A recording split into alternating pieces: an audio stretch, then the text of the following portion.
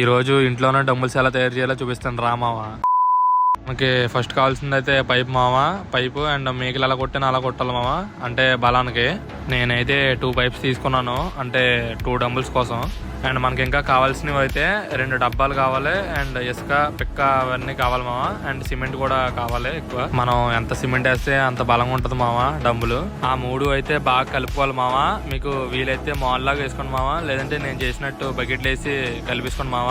And తర్వాత కూడా water add చేయాలి. ఇంకా మొత్తం కలుపుకున్న తర్వాత అయితే ఆ డబ్బాల్లో అయితే ఆయిల్ కొంచెం వేయండి మామ, అంటే అంటుకోకుండా ఉంటది. అండ్ వేసినప్పుడు అయితే పైపు సెంటర్ లో పెట్టి వేయండి మామ. అండ్ వేసిన తర్వాత కొద్దిగా షేక్ చేయండి. ఆ మధ్యలో కొందో లేదో కొలతలో చూసుకోండి మామ. వాళ్ళ అది కానీ లేకపోతే ఏ కర్ర పెట్టి చూసుకోండి మామ. ఇంకా మొత్తం అయితే అయిపోయిన తర్వాత ఓ పక్క అయితే పెట్టాను మామ ఒక రోజంతా. అండ్ ఇక్కడే కొత్త జిమ్ అయితే స్టార్ట్ చేయాలనుకుంటున్నాను మామ.